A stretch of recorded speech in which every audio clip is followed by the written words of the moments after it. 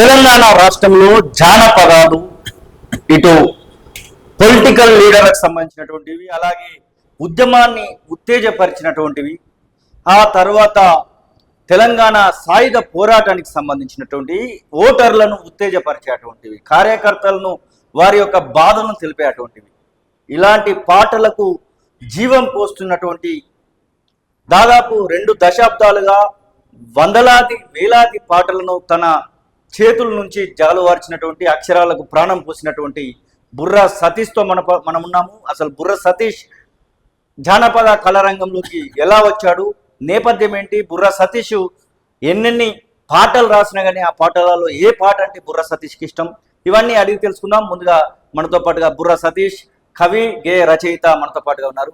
అన్న నమస్తే, thank you మీరు తొలి వెలుగు ఆర్టీవీకి వచ్చినందుకు. అంటే చాలా రోజుల నుంచి వెళ్ళి మిమ్మల్ని పలకరించాలనేటువంటి ప్రయత్నం అయితే మేము చేస్తా ఉన్నాం. చివరికి ఎట్టకేలకు మీరైతే మాకు ఈ రోజు దొరికారు.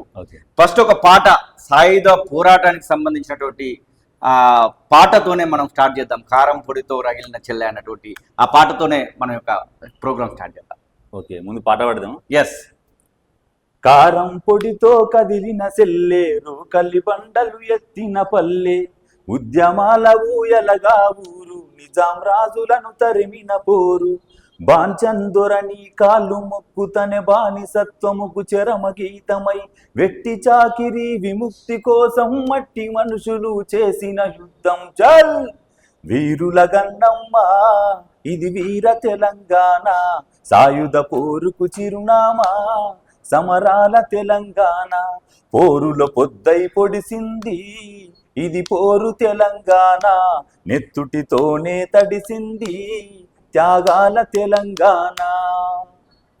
అంటే ఇలాంటి పాటలు రాయడానికి అసలు పునాది ఎక్కడ పడింది? బుర్రా సతీష్ వయసు ఒక 4-10 అనుకుంటే దానిలో సగానికి పైగా మీరు పాటలు రాస్తున్నటువంటి నేపథ్యం కనబడతా ఉంది. దాదాపు 22 సంవత్సరాలుగా మీరు రాస్తున్నటువంటి పాటలు చాలా ప్రాచుర్యంలోకి వస్తున్నటువంటి సందర్భం. తెలంగాణ ఉద్యమంలో మీరు రాసినటువంటి పాటలు, ఆ తర్వాత తెలంగాణ రాష్ట్రం వచ్చిన తర్వాత మీరు రాస్తున్నటువంటి పాటలు, అసలు ఏ కోణంలో చూసినా కానీ అటు జానపదము, ఇటు ఒక రకంగా చెప్పాలంటే కమ్యూనిస్టుకు సంబంధించినటువంటి వాళ్ళ గురించి రాయాలన్నా, సినిమాటిక్గా రాయాలన్నా, ఏ రకంగా రాయాలన్నా, చివరికి ఒక పొలిటీషియన్ గురించి రాయాలన్నా బుర్రా సతీష్ కలం నుంచి బయటకు వస్తే బాగుంటుంది అనే లెవెల్లో పేరు అయితే వచ్చింది. అసలు మీ యొక్క పునాది ఎక్కడ పడింది? పునాది అంటే బేసిక్ ఏంటంటే, ఇప్పుడు మాది ఇల్లంతకుంట మండలం, ఇప్పుడు బెజ్జంకి మండలం అయింది, కరీంనగర్ జిల్లా, ఉమ్మడి కరీంనగర్ జిల్లా ఇల్లంతకుంట మండలం, గుండారం గ్రామం. ఆ ఇల్లంతకుంట మండలానికి ఒక గొప్ప ఉద్యమాల చరిత్ర ఉంది. ఉద్యమాల చరిత్ర అంటే ఇప్పుడు సాయుధ పోరాటంలో కీలక పాత్ర వహించినటువంటి నాయకుడు బద్దం ఎల్లారెడ్డి గారు. అంతంటే ఒక త్యాగాల మట్టి కాబట్టి ఆ మట్టి వారసత్వమే నాన్న తెచ్చింది అనుకుంటాను, తప్పు ఉండదు. అంటే బద్దం ఎల్లారెడ్డి ఊర్లో పుట్టిరు అని చెప్పడం ఒక ఎత్తు, మీరు రాయడం అనేది ఇప్పుడు మీ తండ్రి గారో లేకపోతే తల్లి గారో లేకపోతే తాతగారో ఎవరైనా ఒకరు ఈ యొక్క కళారంగంలో లేకపోతే జానపద కళాకారులు గాను లేకపోతే ఒగ్గుడోలు ఇలాంటివి ఏమైనా ఉన్నాయి కానీ? కళారంగం అంటే మా మేనమామ కోరుగొప్పల యాదయ్య గౌడ్, మాది గీతా కార్మిక కుటుంబం. అయితే భాగవతాలు ఊళ్ళలో వేసే భాగవతాల్లో మేటి పాత్రధార అన్నట్టు. ఇప్పుడు ఎగ్జాంపుల్ ఏంటంటే వీరబ్రహ్మం గారి చరిత్రలో బ్రహ్మేంద్ర స్వామి, రామాయణంలో రాముడు, మహాభారతంలో దుర్యోధనుడు హీరో క్యారెక్టర్ అంటూ. హీరో క్యారెక్టర్ చేస్తే చిన్నప్పటి నుంచి అతనితో పాటు వెళ్ళటాన్ని, అతను తబలిస్టు ప్లస్ మంచి గొంతు, అద్భుతమైన గొంతు గాయకుడు. తనతోని పాడుతూ మెల్లమెల్ల చిన్నప్పటి నుంచి అలవాటైపోయి పాడడం అలవాటైపోయింది. పాడడం అయిపోయిన తర్వాత దాన్ని మెల్లగా ఇది రాయడం, సందర్భానుసారంగా పాటలు రాయడం అని చెప్పేసి అట్లా అలవాటైపోయి మనం ఈరోజు ఈ పాటలు రాయగలుగుతాం. ప్రేమ సాంగ్స్ కూడా రాశారు మీరు. అంటే ఒకనొక సందర్భంలో మీరు రాసినటువంటి పాటలలో చాలా, అంటే నా జ్ఞాపకాల మూట అనేటువంటి పాటనైతే యూట్యూబ్ హిస్టరీనే ఒక రకంగా ముందుకు తీసుకుపోయింది అనుకోవచ్చు. అంటే చాలా ప్రేమ సాంగ్స్ కూడా రాసినటువంటి సందర్భంలో ఒకసారి ఆ పాట ఆ పల్లవి చరణం పాడుకున్న తర్వాత ముందుకు. ఓకే, అయితే ఈ పాట చెప్పే ముందు, జ్ఞాపకాల మూటవే అని చెప్పే ముందు, నేను రాసిన పాటల్లో దాదాపు సామాజిక గీతాలు ఉంటాయి. సామాజిక గీతాలు ఒక రోజు రాత్రి పాట రాస్తున్నప్పుడు నేను పాట రాస్తున్నా.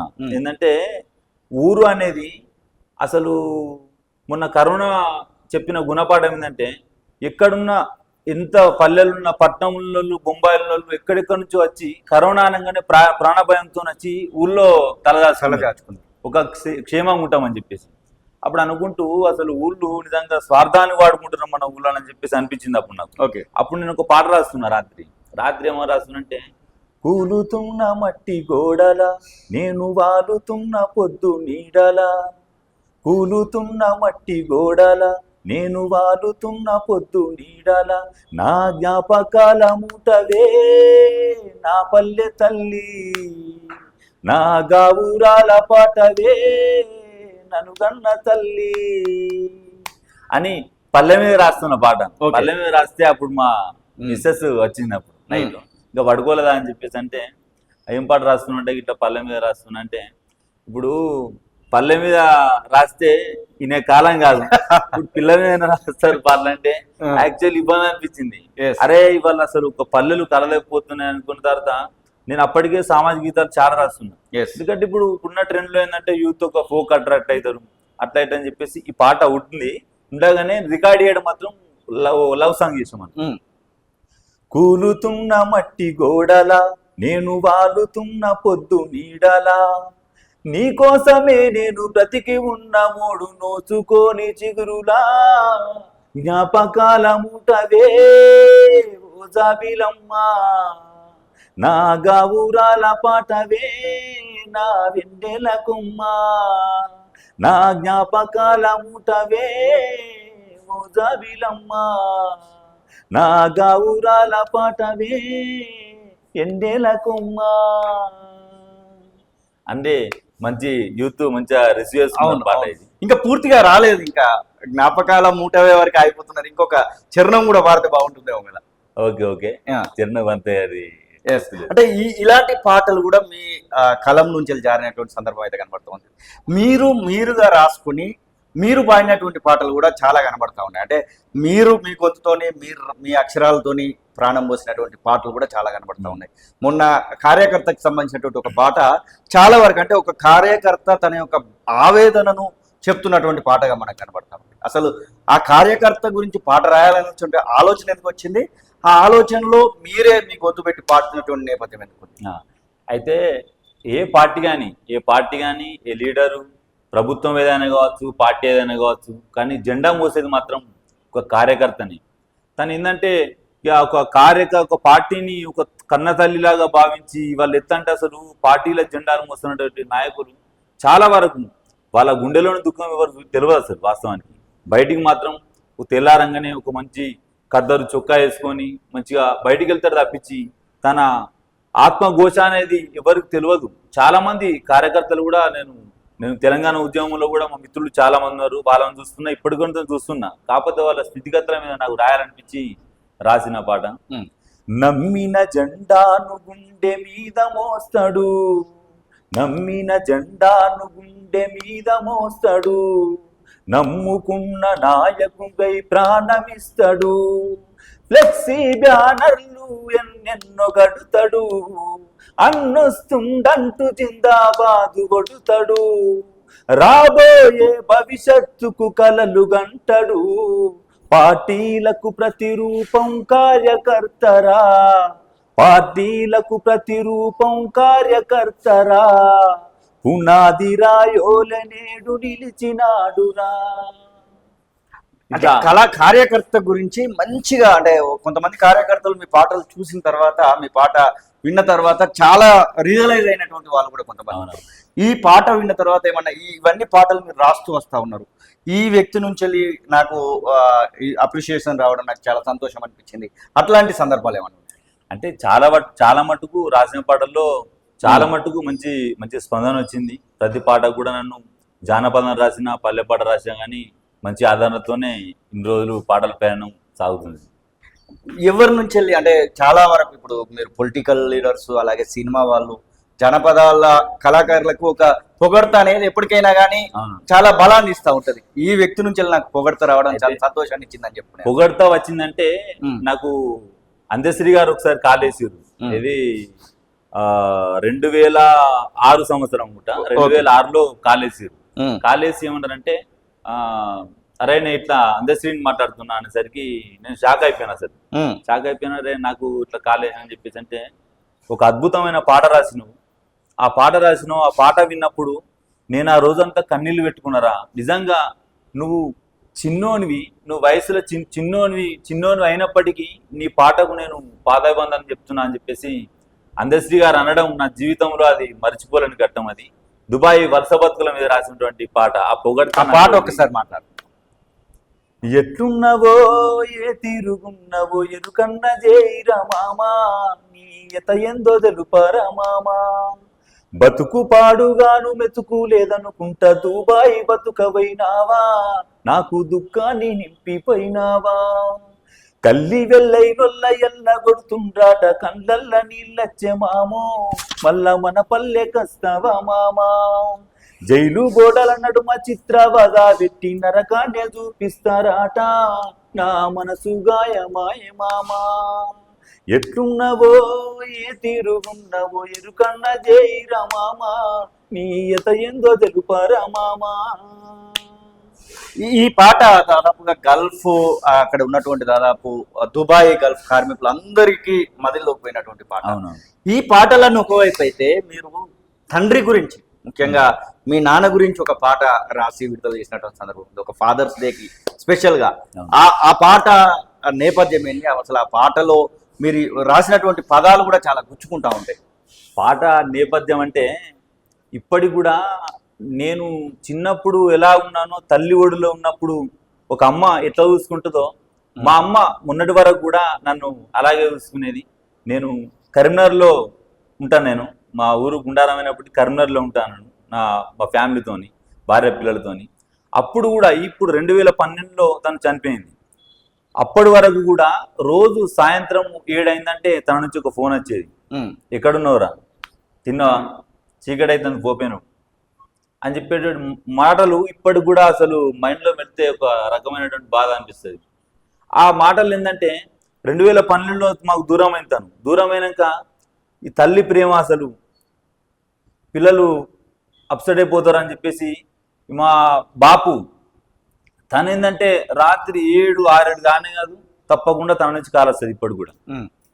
ఇప్పుడు కూడా కాలొస్తుంది ప్రతిరోజు కూడా, అసలు మర్చిపోవడం అంటూ ఉండదు. ఇక ఏంటంటే ఢిల్లీకి రాజైనా కానీ తల్లికి కొడుకు అంటారు చూడు, ఇది వాస్తవం. ఇది అందుకే నాకు అనిపించింది, కంటికి కనపడని దేవుడు అసలు ఉన్నాడో లేడో తెలియదే, 2 చేతులెత్తి మొక్కినా కనికరిస్తాడో లేడో తెలియదే, నీలోనే చూశాను దేవుణ్ణి నేను మించినాదే తైలనోల లేడు, అమ్మలేని నాకు అమ్మవైనావు, అనువనువు నాలో నిండి ఉన్నావు నాన్నా, నీ మట్టి కాళ్ళకు దండమే ఓ నాన్న, ఓ చెమట చుక్కలా చంద్రుడా మా నాన్న, నీ మట్టి కాళ్ళకు దండమే ఓ నాన్న, ఓ చెమట చుక్కలా చంద్రుడా మా నాన్న.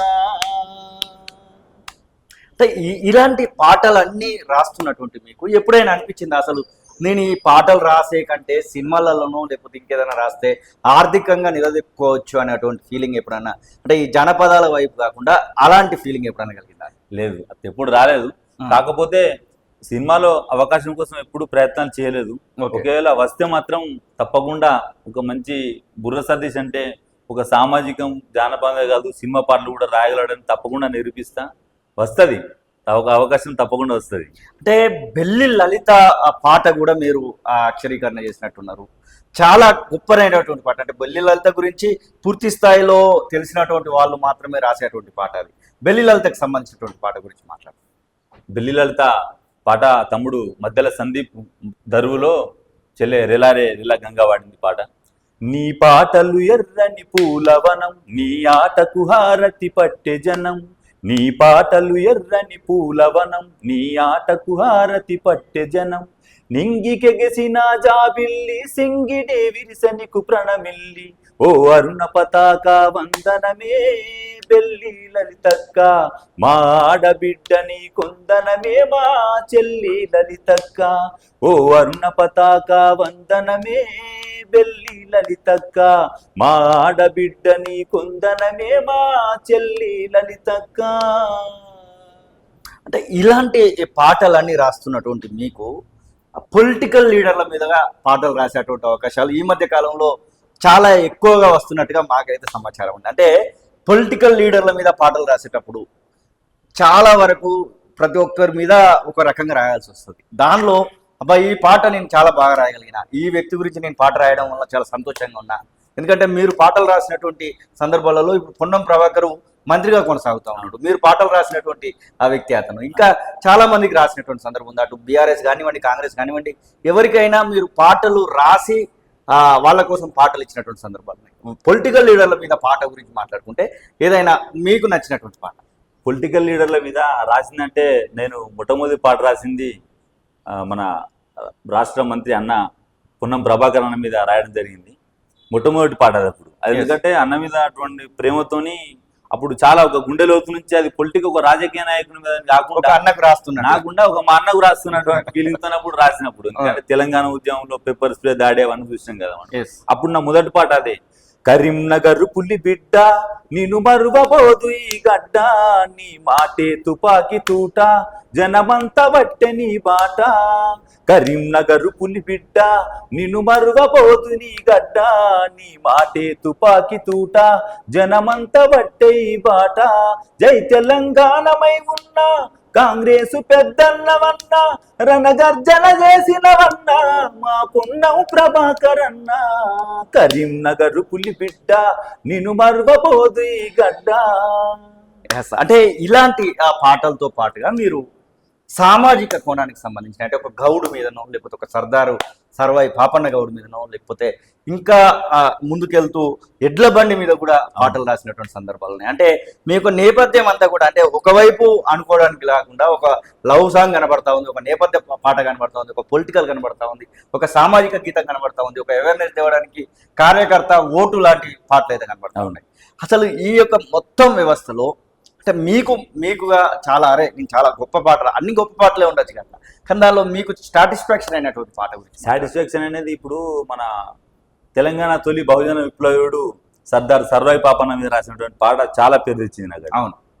తెలంగాణ గట్టు మీద తల్లి తాడి చెట్టు మీద పొద్దువై పొడిసినావు, యుద్ధమై నడిచినావు హా, బహుజన బంధుకువో సర్వాయి పాపన్న, బరిగీసిన సింగానివో సర్దారు పాపన్న, బాగులాంటి మోకు దెబ్బవో సర్వాయి పాపన్న, గాయదోళ్ల గండ్ర గొడ్డలో సర్దారు పాపన్న, కళ్ళు గీసే వృత్తిలోన కత్తివై పుట్టినావు, సర్వం మగారాల కొడుకువై పెరిగినావు, అక్షరాలు నేర్పకుండా లక్షణంగా బతికినావు, అన్ని విద్యలందునా ఆరితేరి నోడివన్న, ఆజానుబాహుడా ఆత్మగైరవాని వయ్య కిలాశ పూరు పూట సర్వాయి పాపన్న, నీ పోరాట ఊటనే సర్దారు పాపన్న, తిరుగుబాటు రూపమా సర్వాయి పాపన్న, పేద గుడిసెలల్లో దీపమా సర్దారు పాపన్న.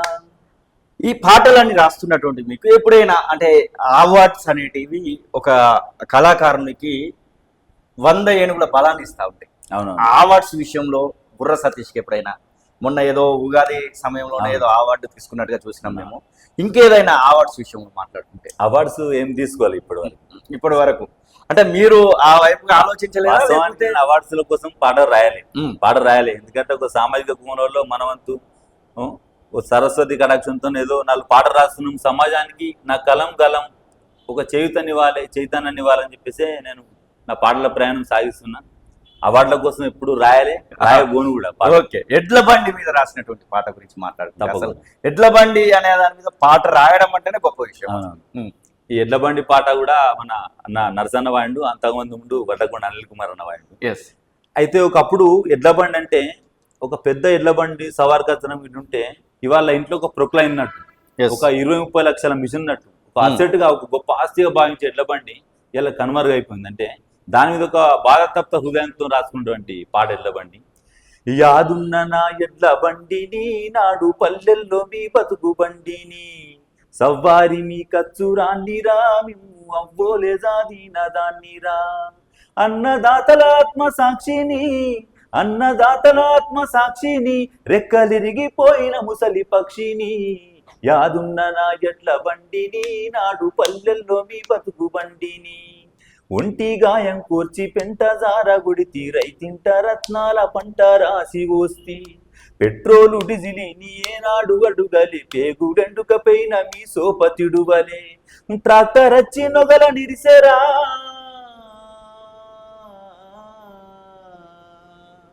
ట్రాక్టర్ వచ్చి నొగల నిరిసెర కాలం పామై పగబట్టి కరిసెరా యాదున్న నా ఎడ్ల బండిని నాడు పల్లెల్లో మీ బతుకు బండిని సవ్వారి మీ కచ్చురాన్నిరా మేము అవ్వోలే జాదిన దాన్నిరా. Wonder wonder wonder. అంటే ఒకప్పుడు ఉన్నటువంటి ఎడ్ల బండి ఒకవేళ అనుకుంటే ఆమె గనక ఒక ఎడ్ల బండి గనక తన పాట పాడితే ఎట్లుంటుంది అట్లనే కనబడతా ఉంది.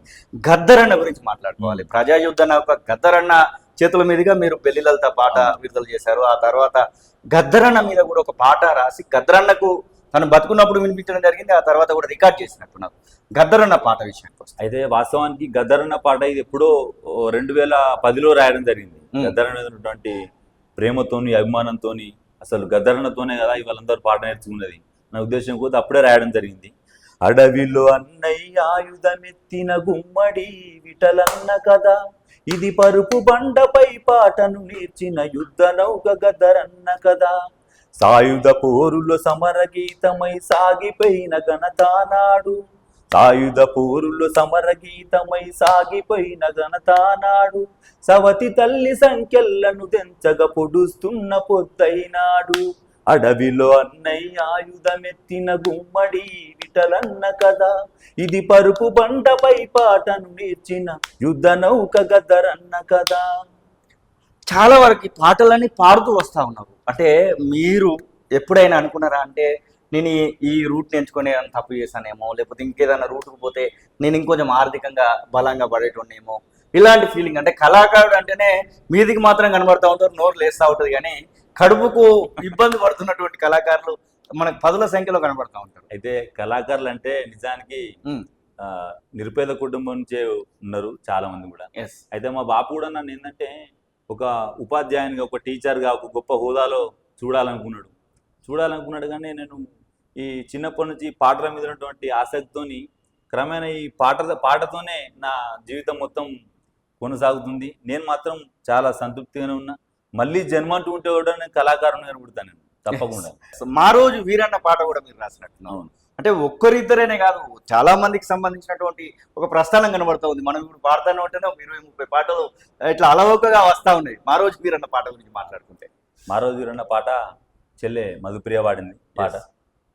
బహుజన సిద్ధాంతపు యుద్ధానివి నువ్వో అన్నా మా రోజు పీడిత బతుకులకు వద్దానివి నువ్వో నిన్ను మరువము ఏ రోజు మాలాలు నీలు జండవు కుల వృత్తుల పూదండవు మాలాలు నీలు జండవు కుల వృత్తుల పూదండవు మ్యూరాటమే మీ దారి మా అన్నా వీరన్నా బహుజన సిద్ధాంతపు యుద్ధానివి నువ్వో అన్నా మా రోజు పీడిత బతుకులకు వద్దానివి నువ్వో నిన్ను మరువము ఏ రోజు. రాయలింగు ఒక పాట ఏదో బాగా తిరుగుతున్నట్టున్నది ఇప్పటికి కూడా. అసలు ఆ రాయలింగు పాట నేపథ్యం ఏంటి? సతీష్ పేరులో తీసేసి రాయలింగు పెట్టినావా లేకపోతే ఎట్లా? సతీష్ పేరు అని కాదు కానీ ఊళ్ళల్లో రాయలింగు, రాయమల్లు ఇవన్నీ పేర్లు ఉంటాయి కదా. అవును. అప్పుడు అందరూ మా స్నేహితులందరూ అరే ఒక మంచి జానపదం రాయరా, అన్ని సామాజిక గీతాలు, కన్నీళ్లు కష్టాలు అవుతాయి పాటలు మొత్తం అంటే అప్పుడు ఒక పాట రాయడం జరిగింది. అవ్వల్ దర్జా పీరి ఎత్తి నువ్వు వాడుతుంటే అరెదులా కాడ దుమ్ము లేపే పాట వాడుతుంటే ఉండాలేని గడుసుతనం బండాలాయ పడుసుతనం ఎక్కడున్నవురో నా ముద్దుల రాయమల్లు నీ కోసం ఎదురు చూసి కాయలుగాసే కళ్ళు నువ్వు ఎట్టా ఉన్నవురో నా ముద్దుల రాయమల్లు నన్ను మాయ చేసి గుండెలు గుచ్చావు ప్రేమ ముళ్ళు అని చెప్పి ఇప్పుడు రాయడం జరిగింది. తెలంగాణ ఉద్యమంలో కూడా బుర్ర సతీష్ రాసినటువంటి పాటలు చాలా ఉవ్వెత్తున లేసినటువంటి సందర్భం కనబడుతుంది. బుర్ర సతీష్ కలం నుంచి జారినటువంటి పాటలు, దానిలో ఏదో ఒక పాట మీరు ప్రస్తుత తెలంగాణ ఉద్యమకారులకు గుర్తు చేద్దాం. తెలంగాణ ఉద్యమంలో రాసిన పాటలు అంటే మొన్న గ్రూప్స్ లో కూడా రావడం జరిగింది. అది చాలా ఆనందంగా అనిపించింది. ఎందుకంటే మన పాట గురించి ఒక క్వశ్చన్ రావడం గ్రూప్స్ లో, అది తెలంగాణ మార్చి జరుగుతున్న సందర్భంలో కళాకారుల మీద దాడిని ఖండిస్తూ రాసిన పాట. ఆటపాట కడ్డుబడితే తూటాలై వేలుతాం డప్పు సిర్ర గుంజుకుంటే దండోరై మోగుతాం కలం మీద కక్షలేందిరా బదుమాసులార గలమును బంధించుడేందిరా ఉరి దొంగలారా ట్యాంకు బండు మీద మేము మిలియన్ మార్చై వస్తే 100 మిలియన్ల కొద్ది బలగాలను దించిండ్రు ప్రాణాలే పోతుంటే పట్టనట్టు పోయిండ్రు, విగ్రహాలు కూలగొడితే ఉగ్ర రూపులయ్యిండ్రు. పాటను జైలల్ల వెడితిరా, బదుమాసులార నెత్తురు జిమ్మేల కొడితిరా, ఒరి దొంగరారా. ఆకలిగొన్నట్టి పాట శోకం పెట్టిందంటే జైలు గోడలు కూడా బద్దలైపోతైరా. కలమే కన్నెర్ర చేస్తే కాలి బూడిదైతరురా, గలమే గర్జిస్తే ఢిల్లీ గద్దెనే ఎదరాల బిడ్డ.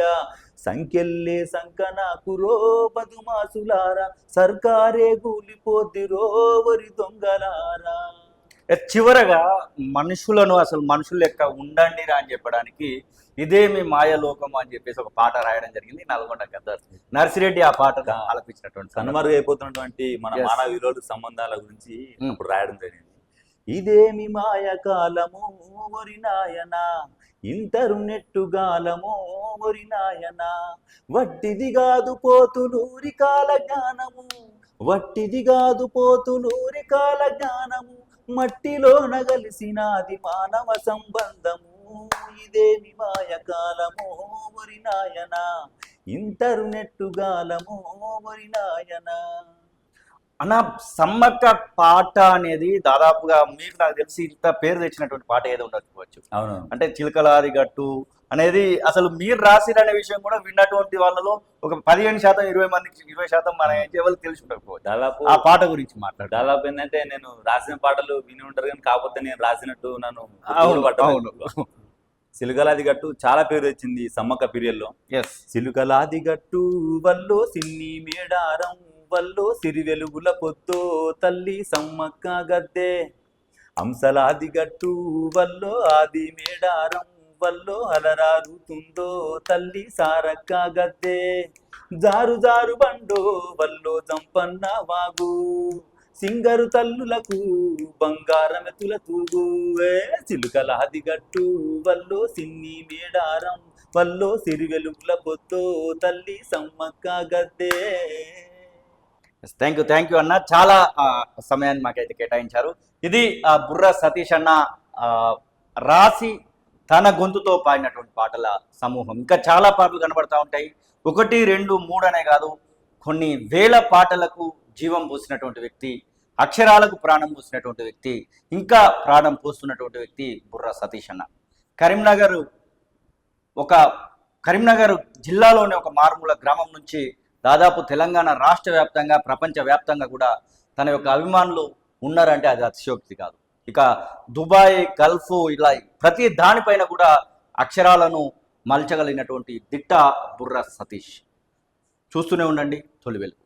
అసలైన తొలి వెలుగు. ఫాలో వాట్సాప్ @తొలి వెలుగు official.